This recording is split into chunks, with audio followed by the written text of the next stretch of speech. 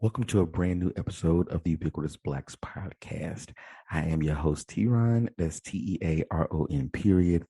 And I want to first thank you for taking the time to tune into the program. You could be doing anything else, but instead, you're right now listening to me. And I want you to know that I appreciate you. As we venture into a new year of the podcast, I first want to take a moment to point out the obvious, the elephant in the room, and that is that episodes have been on hiatus since December, right? I'm just going to keep it real with y'all. I'm a one-man band here. I have a lot of lofty ideas, a lot of big dreams for what I want the brand to be and what the podcast to become. But I must say it isn't easy. That being said, the podcast has gone through many iterations and many variances. I would just like to choose this time to give a shout out to all of our loyal listeners, people who have stuck with us regardless of those changes. I'm more than appreciative of you as well. And I would have given up a long time ago had it not been for those key listeners and those who actually reach out and respond and give feedback. And that's what we want to try and do more of. Okay. And if you're a new listener for the first time, thank you for joining us. But now you can go back and listen to the old episodes so you can catch up to where we are today. Okay. With that being said, I want to take you on a new journey and to new places. Hang tight and let's dive into it. Here we go. All right. Hey, what's up, everybody? It's me again. It's your boy TeaRon. That's TeaRon, period. And today I have someone very special with me, someone who I'm so appreciative of because, y'all, this stuff is harder than what it seems. Of course, when you get it, you're just listening to it and you hear it once it's done. But yeah, that's a lot of technical things that could come up. And in this case, I want to say to my guest today, I'm so grateful to you for doing this again because we somehow lost the first recording, but that's all right. We're gonna get through this today and we're gonna do it fresh.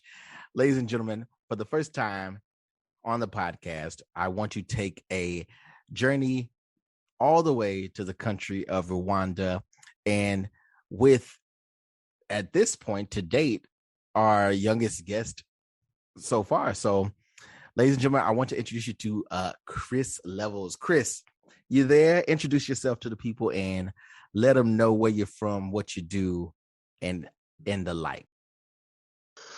Okay. My name is Chris Level, upcoming sync artist. I make soundtracks for films or videos or any stuff, any project. So my passion is making music. I always wanted to be an actor, but didn't work out. So I switched to music as I grew up, then found myself in the classic singing industry, basically. So, but I love it, it's something that gives me goosebumps. I work day and night to make the best soundtracks that you can enjoy, that can set your mood the best way I can. And I'm feeling that I will do better things in the future. Yeah, I'm going to make you feel the mood that I want you to feel. And music is the way to do it. Music is the way to go.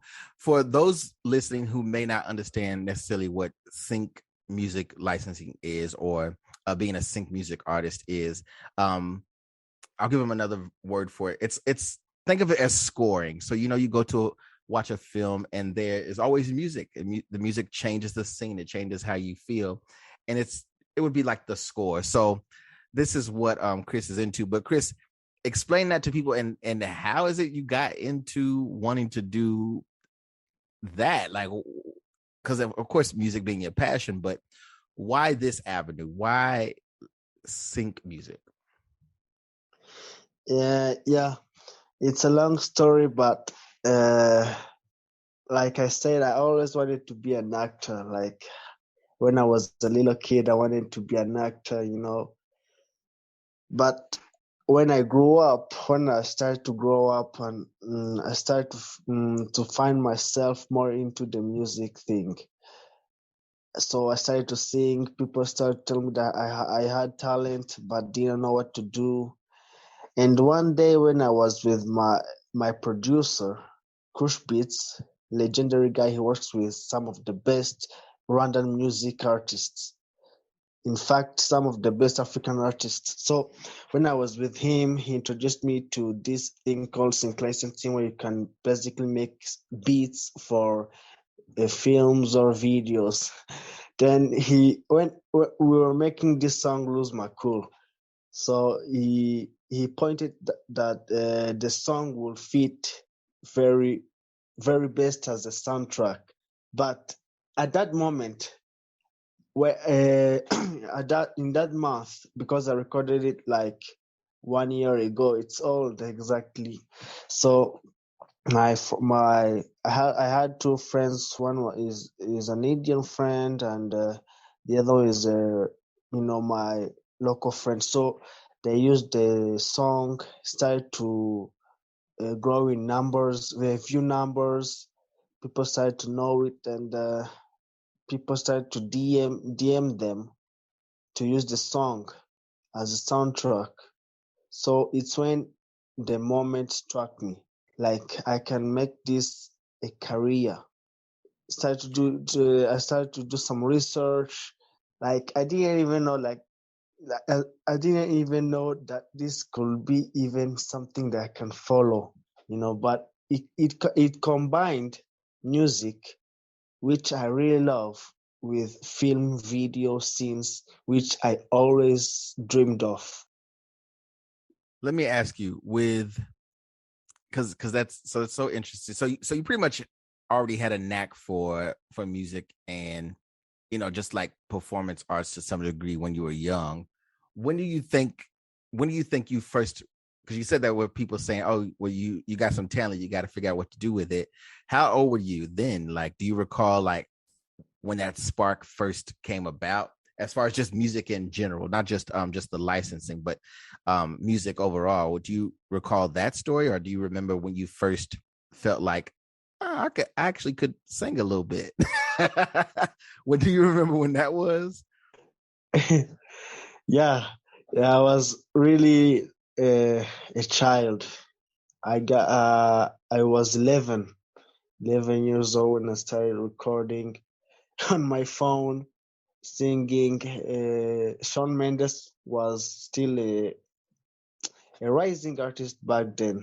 So I loved singing Shawn Mendes songs, Chris Brown's songs a bit. Yeah. And those two were my first inspiration.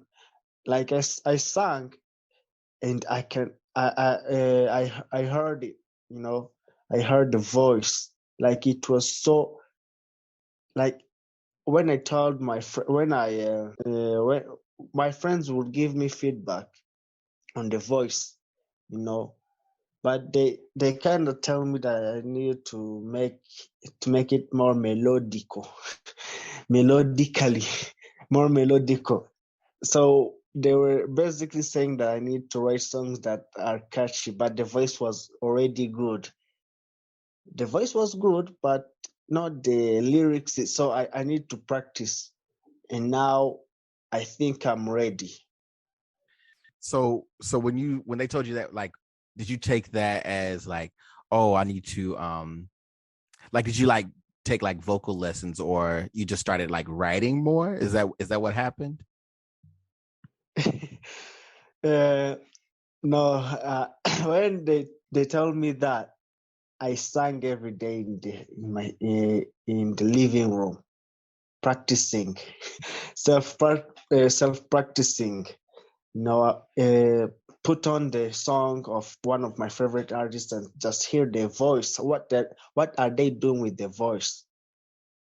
And learn every single bit of their movement in the vocal range, vocal tone, how they're expressing their everything. So I self practiced it along, but writing, as far as writing, I didn't start writing as soon as I was like 15. Yeah, 15 is when I started writing lyrics. So I'm still new to writing, but I also think I got some experience in it because I've wrote over like 200 songs since I was like 15. Every day I write. Even though I cannot finish a song in one day, but make enough lines so that I can continue on to the next day. Like I can write like one song per week. So still new to writing, but I self-practice myself now. That's so interesting. I know that when I was younger, because I've written several books and stuff, but I also used to be able to like come up with songs and melodies. Some of them I don't even remember, honestly, because you end up like making notes of so many things. But I think it's so interesting. Like I didn't know that when I was growing up, I didn't know what I was doing was something unique. I didn't know that other people could not piece together ideas on a blank, piece of paper. I didn't know that me writing out song lyrics or making up these different melodies was something that, was considered, not average. So nobody ever told me it was like, oh, you should be writing this. You should be. But I'm glad someone told you that. I'm glad you were able to be around and be around people who were at least like interested in you pursuing it more. Let me ask you, growing up in Rwanda, you're in Kigali, right? Am I saying that right? It's Yeah. okay. Yeah. Growing up in Rwanda, what was it like for you when you started to grow into your adolescence and the people around you saw that you were into this music thing? What was that like? It was simple, but when people are not in the music industry or in any industry to be exact, they think that things are easy. So they started to make me feel like I'm a star, but I wasn't. I know when I started to get more into this thing, this music stuff, I started to see how every single detail was important. But people didn't, they would, uh, they would, they just didn't, they just don't know. But they support me. I have a few of my friends, some fans that support me, support me in my sound tracking life. And I appreciate that, man, because it's really rare to see.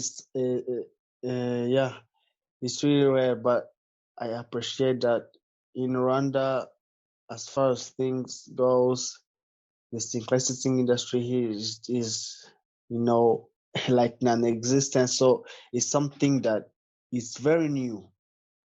It's really very new, but as everything, when you're not in it, you think that it's easy, but it's not easy.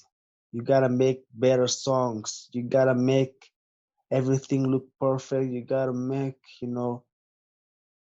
EDC. Yeah. Yeah, I totally agree. It's like you definitely have to put in the work, and like you said, you're in a place where maybe there aren't as many outlets for it. There aren't as many people also doing the same thing or diving into that field, which also is equally, a scary thing.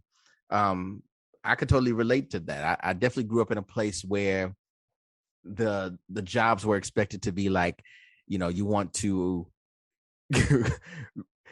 go to school, go through college, or if you didn't do that, you picked up a trade and like worked at a factory, really plain stuff that is not appealing to me.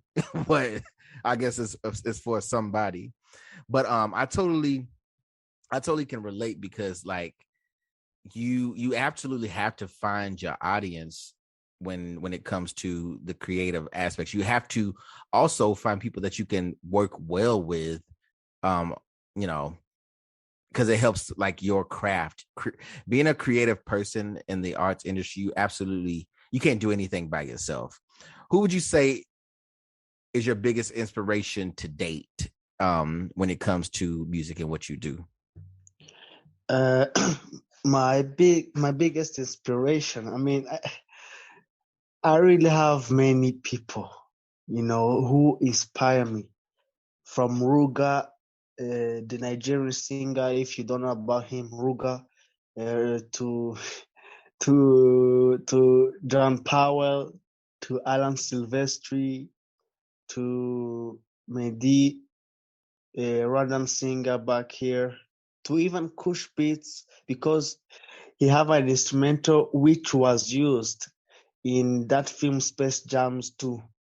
So he is Oh, like really? the one. Yeah, That's cool. That's he is. awesome. Yeah, I didn't even know how he did that. He taught me how this stuff can really work. So I took it a shot. Now I'm starting to see the benefits.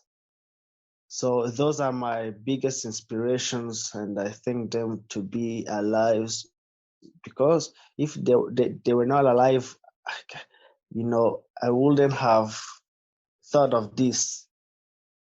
Yeah, I too have like people who have helped me along the way, because there's some things that I've done in my life that I never thought I would do, honestly. And you you think like, you see somebody, like you said, people will treat you as though you're doing something great. To you, you're just like, okay, I'm just working, I'm out here hustling, I'm not doing much. But you'll see people from the outside in, you're just like, wow, they're amazing, how are they doing that? But you just don't know what's going on in the background. And I don't know of anybody in the field of entertainment and arts who can say that they just did something by themselves. So it is definitely good to have that support system and those inspirations. What would you say is like one of your biggest goals with taking on the licensing? Like, not well. What would you say? Let me put this. What's a short-term goal that you have with your music, and then a long-term goal as well? Okay. When I started this, I have a 2-year goal. The 2-year goal is basically me saying and putting in effort for me to reach a place where the whole world can maybe recognize me, because I really want to soundtrack those bigger projects, for me to be able to impact a larger audience in the mainstream. I don't want to be like a niche thing. I don't like niches. So I want to be able to work on those big projects, work with great people, make cool stuffs, and I'm doing things that will make the goal slowly attainable. Yeah, every day. I'm not even on Sunday, I'm working, because I'm so serious about this goal. Would you consider 2 years short-term or long-term? 2 years is long term, and I think. short term. Go ahead. And short term for me, for this in these 2 months, I'm in June, July. I think Mm-hmm. June, yeah, June, July. I have I already on call with that company called Waco Visitors, no, Waco International and Visitors Bureau, which is one of the biggest companies, I think, in Texas. They emailed me like yesterday, asking if I could be in the publicity, and I also asked them if I can make soundtrack music for them, and gladly they responded yes. So I'm gonna take that opportunity on the bandwagon. So my short-term goal for like these 3 months is to score or work on many projects as I can. I have like 2 projects these 3 months. In 3 months, I have 2 projects. This company Waco and soundtracking. My long-term goal is to be able to work on those bigger projects. And my short-term goal for now is to pile up as many opportunities that I can get in the sync licensing industry from the project I'm about to score soon with Baba Triple G, who is one of India's most followed person on TikTok. So my sound, the Lose My Cool, will be used in 4 videos. He have like a TikTok series he will be doing, and I'm glad that he accepted to use my soundtrack Lose My Cool. Yeah. So my short-term goal is to pile up more of those, which will lead up to the long-term goal that I want to achieve as in general. Awesome. That's great. So, okay. So switching gears here, you mentioned the song that you wrote that was the first song I heard from you. So far we've been talking about you as a sort of on the production side of things, but then with this actual record, you are actually singing and performing on there as well. If you can, just share a little bit about that particular track, what inspired it, and what was it like to sort of bring it together, and then also what was it like to then put it out there, because now you're working on having it be featured in these different avenues. But tell us about that process if you could. Okay. When I was starting to make that song in the early stages, I was thinking about a love song. I wanted to be like a love song. Like when I when I was making the Lose My Cool, I thought that to myself that I wanted to make this song to release it to the audience, but not for sync, not for even soundtrack. It was specifically for the audience, the normal stuff that musicians do. But after making them, one of my 2 friends, one is an Indian friend that we met on Facebook who is a beat maker, and the other one is called Sky Level. He is a close friend that, like, even we took names, similar names. He's a photographer. He is one of the most upcoming photographers in Rwanda right now. So he used the song as a soundtrack in one of their videos on Instagram. Which those videos started to blow up, and a few of the people that saw the videos DM'd my friends asking if there is more of those soundtracks. And of course, they told me that, and I sent them Tell Me, which is my second song. So when I was writing the song, I wanted to be like a love song. I wanted it to be like a fun love song, speaking about my girlfriend who I had in college, high school. If high school is secondary school, don't know in your country, where I used to study. We broke up, so I wanted to be like a fun song to tell her that even if I'm broke, even if I'm like divorced, but I'm still happy. But you know what happened? When I was writing the song, people started to cry.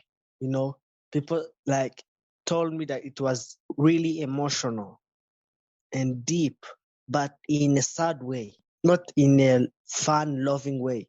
And others told me that it was actually fun. So it has many different types of moods attached to it, which I think was really great and hence its success in the sync licensing world. So that was my those were my first intentions. So you mean to tell me that you are dating Chris? Yeah, yeah, I was, and You she was pretty. Yeah, I was, but now, and now, and now I'm focusing more on building up my career, because dating, I will, of course, I will date, but after I have achieved what I want to achieve in my career. So now I'm not focusing on dating anymore. Yeah, date your Yeah, career for now. yeah, Date your career for now, because yeah, yeah. those It's, women will take away from you. yeah. It'll be fun They while it's will take happening, but away you'll look your, back and you'll be like, man. yeah. No, this thing is really tough.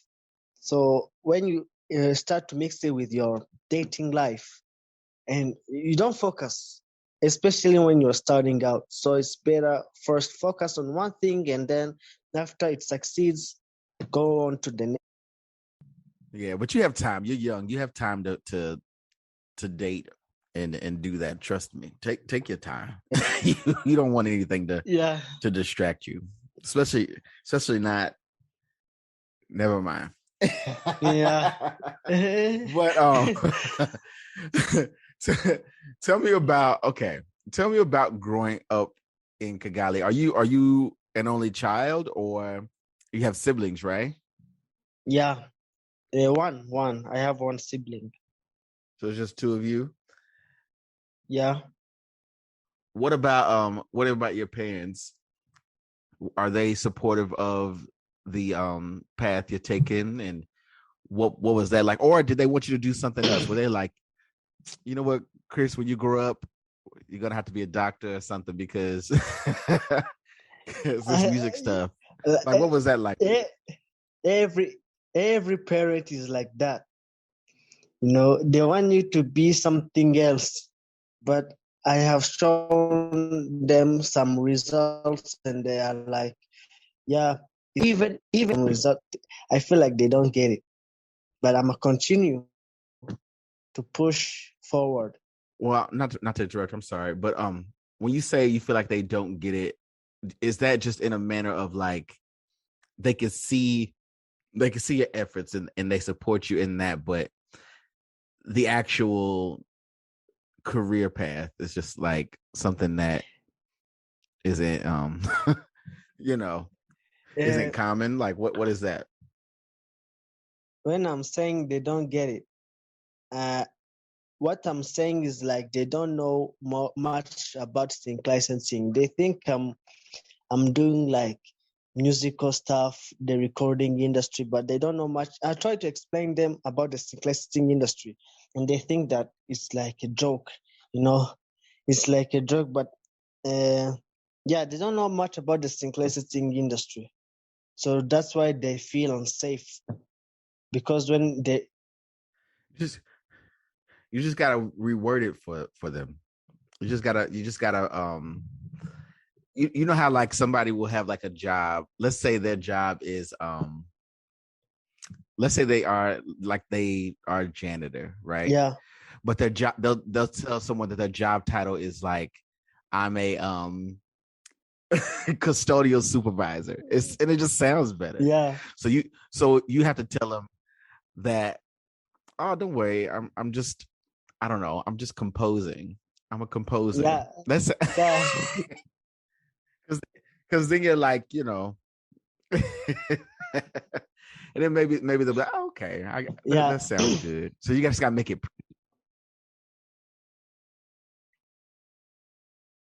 yeah. Uh, I usually tell to them that I am a sync composer. So I compose music for sync licensing, and they don't take it seriously. They don't take it like they are. Most of the time they're in between. They just brush it off aside and continue life. They're supportive, of course. They support me, but not like super supporters or super fans. No, like medium supporting. Yeah, I find that people closest to you, especially like siblings and stuff, I find that they are less impressed, but it's only because they kind of, I mean, they seen you grow up, so they seen you like wake up in the morning. You know what I mean? Yeah. So they're like, oh, shut up. That, they don't care. You really have to do, something major for the people close to you to be like, wow, you really are doing this. Yeah. Yeah. And don't worry, Yeah. come. Yeah.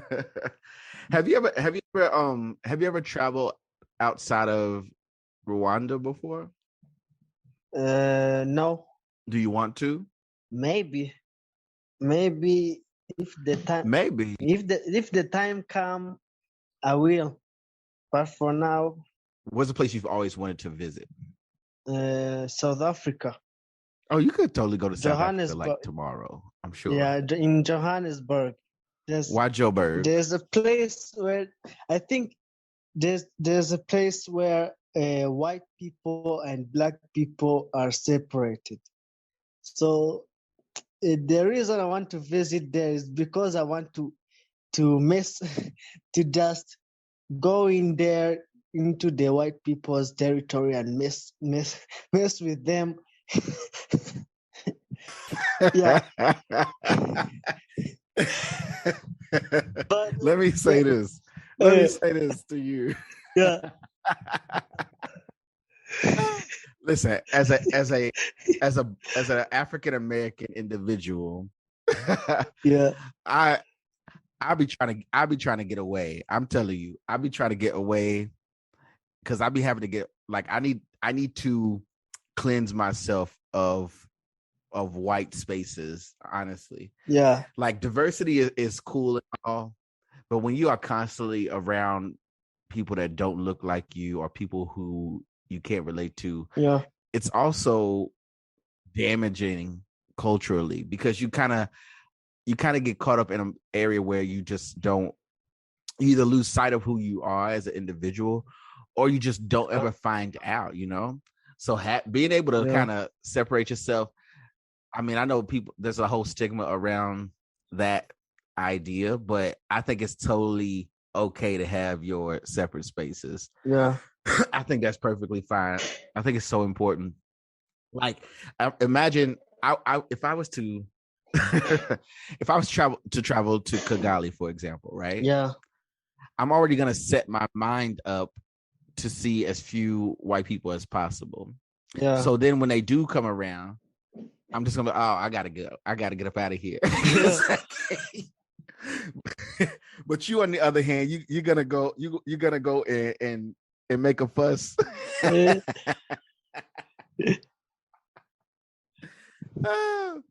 know what's funny is I told myself, do you have any pets?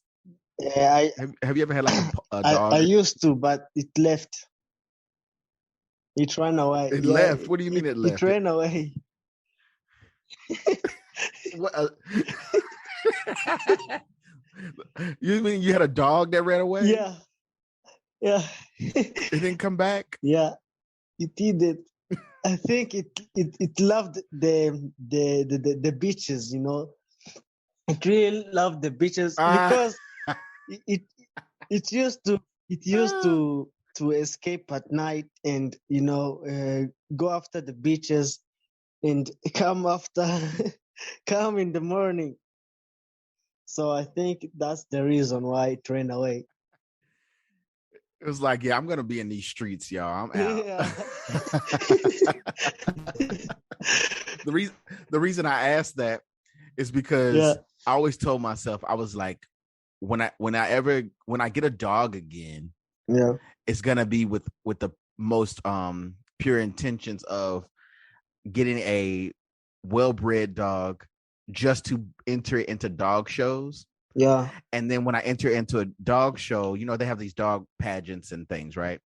So when I enter into a dog show, I want to go because it's not very many Black people in those spaces, but I just want to go Yeah. into my dog in a dog show just so I could be there during the competition, like yelling and being very Black.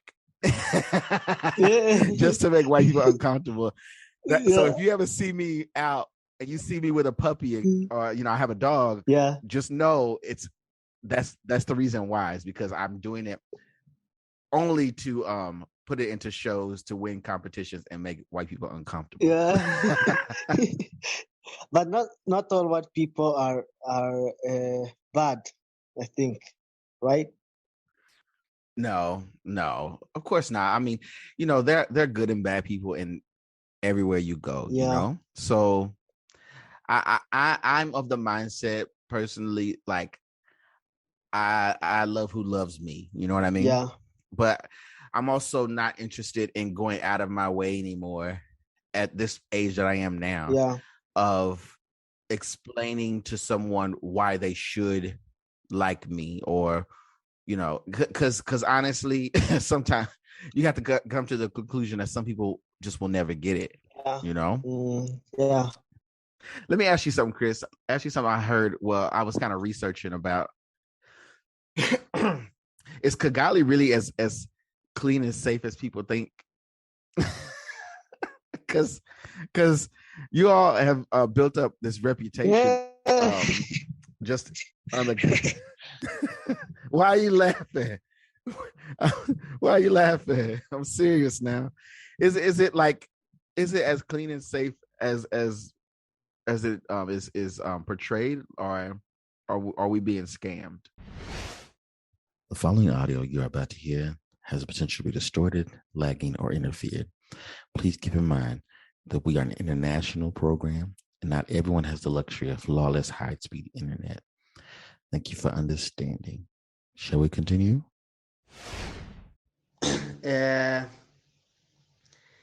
Somewhat, because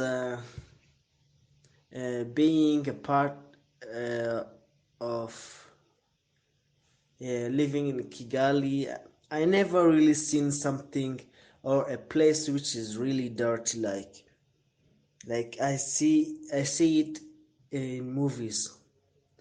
But in general, I can say that it is pretty clean.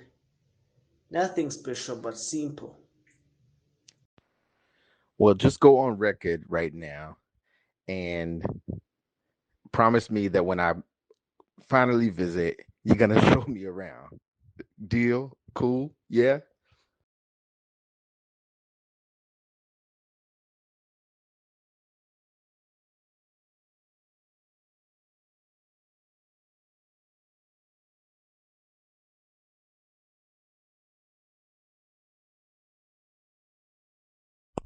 Okay, no problem. Just remember to notify me when you step in Rwanda, because I'm gonna be like the first guy to make you visit the whole place. Don't know all the exciting places in Rwanda yet, but like I will make you visit the Kigali Arena, which is the biggest arena in Africa. Make you visit Nyungwe National Park, and see the ingajis, or gorillas in English. Gorilla is ingaji in Kinyarwanda. Yeah, deal. Yo, I literally just was watching a video of who was it? I want to say Winston Duke.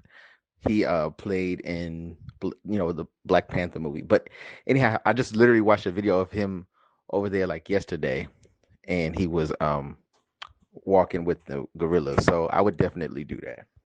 Yeah, yeah. And I will also make you visit Wakanda. Yeah, Wakanda actually exists. There's a special place Rwandans have, we have, which is secret. We keep it a secret to the world. We call it Wakanda. And don't be surprised to to actually see that Wakanda is real. Yeah, but deal, I will make you visit the whole place and actually guide you, because yeah, I will make you know what I know.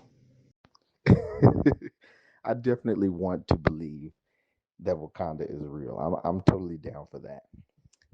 So before we go here, because we made it to the end, I want to do two things.